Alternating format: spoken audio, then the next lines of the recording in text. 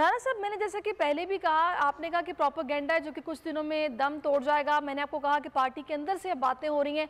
मोहम्मद जुबैर साहब ने खुद इस बात की निशानदही की है कि कुछ कन्फ्यूजन है बयानिए में। तो अभी अब जिस तरह से ये बयानिए में कन्फ्यूजन है, तो आपको नहीं लगता कि इसको जल्द अज जल्द दूर करने के लिए लीडरशिप को आगे आके बात करनी चाहिए, मियाँ साहब को खुद बात करनी चाहिए अपने कारकुनान से, पार्टी के दीगर जो लीडर्स हैं उनसे भी? देखिए, जुबैर साहब ने कहा था कि मुफाहमत और एक जो एग्रेसिव स्टांस है वो साथ साथ चलता है, और उन्होंने एग्जांपल दी थी राना सनाउल्लाह साहब की कि अगर राना सनाउल्लाह साहब को एक जाली केस के अंदर जो है आप हीरोइन 20 किलो डाल देंगे और फिर आप प्रेस कॉन्फ्रेंस करेंगे जिसके अंदर कौमी इदारों के जो अफसर हैं वो भी बैठे होंगे और वजीर भी बैठे होंगे, तो फिर ऑब्वियसली आपका जो रिएक्शन होगा जिस जमात के ऊपर जिससे एक तरीके से जो जाती या जो एक ओप्रेसिव एटीट्यूड कर रहे हैं, तो वो एग्रेसिव होगा। और ये नहीं साथ साथ चलता है। राणा साहब, आप ये कह रहे हैं कि ये साथ साथ चलता है, लेकिन देखिए कुछ रोज पहले ही शहबाज शरीफ साहब ने इंटरव्यू दिया। उनकी जानिब से कहा गया कि 2018 के इंतखाबात से पहले अगर हमारी हिकमत अमली बेहतर होती तो हम इंतखाबात भी जीत जाते, नवाज शरीफ चौथी मरतबा वज़ीर आज़म होते। उस पर आज हम ये देख रहे हैं कि शाहिद खकान साहब ने टोटली इसकी नफ़ी की है। उन्होंने कहा है कि गलत हिकमत अमली का नतीजा जो करार दिया है शहबाज शरीफ साहब ने, इसमें नून लीग की कोई गलती नहीं थी। ये टोटली एक ऑपोजिट बात है। देखिए, मेरे ख्याल से अभी नवाज शरीफ साहब ने भी ट्वीट किए थे और वही पार्टी का बयानिया, और वो बड़े क्लियर कट है। उनके अंदर वो यही कहते हैं कि ये अवाम जो है वो जानती है कि जो 6 लाख वोट लेके 26 सीटें ले जाना और 5 लाख वोट लेके 6 सीटें लेके जाना और 3 लाख वोट लेके 11 सीटें ले जाना, ये कितना बड़ा मजाक है। खास करके जब एक जो हसास अदारे का जो अफसर है उसको जो है वो रिप्लेस किया गया इलेक्शन से पहले, और उसके ऊपर किस किस्म के इल्जामात थे, तो ये अवाम को पता है कि ये इलेक्शन चलिए राणा साहब, ये तो इल्जामात हैं जिन पर कुछ निकलता नहीं है। इसमें से कमेटियां बन जाती हैं, इल्जामात लग जाते हैं, बातें वहीं रह जाती हैं। खैर, सिस्टम ने चलना है। मेरा पीजे मीर साहब आपसे ये सवाल है कि अब इस सारी सूरत हाल में जब शेख साहब कह रहे हैं कि अगर छोटे मियाँ साहब ये कह रहे हैं कि बड़े मियाँ साहब भी इंसान है, इंसान से गलती हो जाती है, कभी गुस्से में भी कुछ कह जाता है, लेकिन हमें आगे बढ़ना चाहिए और आवाम के दुखों का मदावा करना चाहिए। उन्होंने कहा है कि आप इलेक्ट्रॉनिक वोटिंग मशीन से बिस्मिल्लाह करें, दरवाजे खुले हैं, तो क्यों नहीं ये लोग बिस्मिल्लाह करते?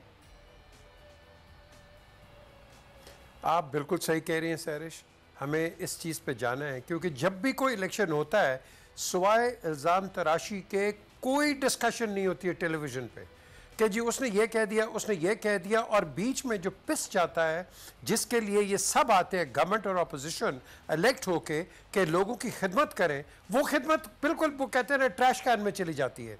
ये उसने ये कर दिया, उसने वहाँ ख़राब कर दिया। और भाई आप इतना कीमती वक्त क्यों से लगा इस पर आप वेस्ट कर रहे हो? आप एक्सेप्ट करो। देखो, ये एक आज़ाद कश्मीर का इलेक्शन हुआ, सबको पता है कि इनकम्बेंट पार्टी जो गवर्नमेंट में होती है हमेशा जीतती है। नून जीती है, पीपल्स पार्टी जीती है, आज ये है ये जीत गए। ये एक ट्रेडिशन है, ये आपका एक एसओपी है। इस पे क्यों बहस होती है कि ये हुआ? लेकिन पीजे मीर साहब, अफसोस की बात ये है, मुझे अब ये समझाएं कि ये क्या तरीकाकार है कि हम एहतजाजन हलफ ले रहे हैं? अगर आप इलेक्शन को ही नहीं मानते, आप धांधली का शोर मचा रहे हैं, आप सबूत लेके जाएं, आप एहतजाजन हलफ भी ले रहे हैं, मतलब व्हाट इज दिस? मुझे बताएं, ये आपने बड़ा अच्छा सवाल कर दिया। जनरल मुशर्रफ के साथ भी यही किया था। वो ब्लैक बैंड पहन के एहतजाज ले रहे जी, एहतजाजन हम ये करें। वो यार व्हाट इज दिस मॉकरी? लेना है लो, नहीं लेना है मत लो। एहतजाज इज नो इशू। जब आप हल्फ लेते हो, आप हल्फ लेते हो स्टेट ऑफ पाकिस्तान से।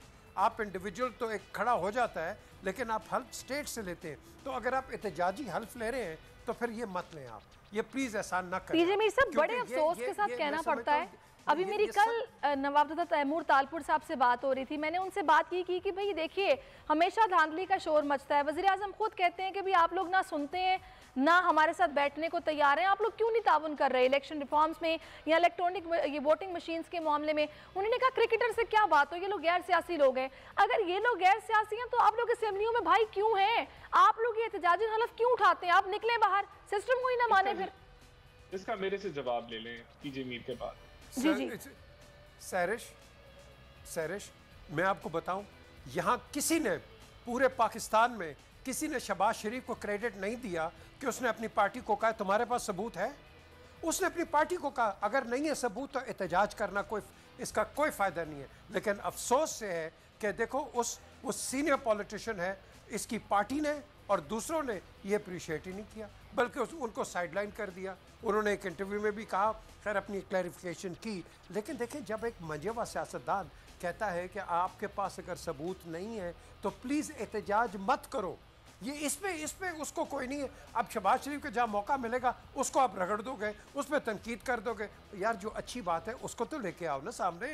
ये तो हम करते ही नहीं है, हम हर नेगेटिविटी को सामने रखते हैं, पॉजिटिविटी को आप बिल्कुल पीछे रख लेते हैं। तो मैं समझता हूँ इस रवायत ये पॉइंट मैंने पहले उठाया था राणा साहब के सामने। राणा साहब क्विकली आप कुछ कहना चाह रहे हैं, आप कहिए, फिर मुझे आगे बढ़ना है।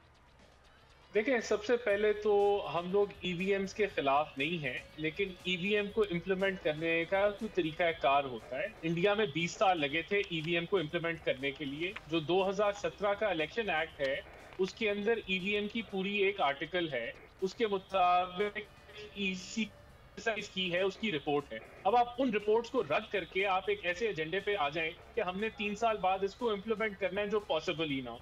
दूसरा, ये गलत फैक्ट है कि ऑपोजिशन जो है वो इलेक्शन रिफॉर्म्स पे हुकूमत के साथ नहीं बैठ रही। और ऑपोजिशन ने बड़ा क्लियर कट आगे का रास्ता अपना लायमन हुकूमत के सामने रखा है। और वो क्या है, मैं रिपीट कर देता हूँ, वो ये है कि हमें ईसीपी को जो है इस गुफ्तगू के अंदर शामिल करना है। हम लोग उसके साथ एक मुशावरती देखिए, मैं राणा साहब आपकी बात की नफी इसलिए करूंगी कि आप लोग इनिशिएट करते नहीं है और पहले से कहते हैं कि वहां नाकाम हुआ था, यहाँ भी नाकाम होगा। इलेक्शन होगा, आप लोग ही शोर मचाएंगे, धांधली हो गई, हम इस इलेक्शन को नहीं मानते। ना आप कुछ करने देते हैं, ना आप करना चाहते हैं। नहीं सैरिश, नॉट एट ऑल। देखिए, ये गलत है। मैं आपसे फिर से रिपीट कर रहा हूँ, हमने एक प्लान फॉरवर्ड जो आगे बढ़ने का तरीकाकार हमने रखा है कि आप ईसीपी को के साथ सारी पार्टीज एक मुशावरती अमल में बैठ जाएं। सब्सक्राइब करें और बेल दबाएं ताकि कोई खबर रह न जाए।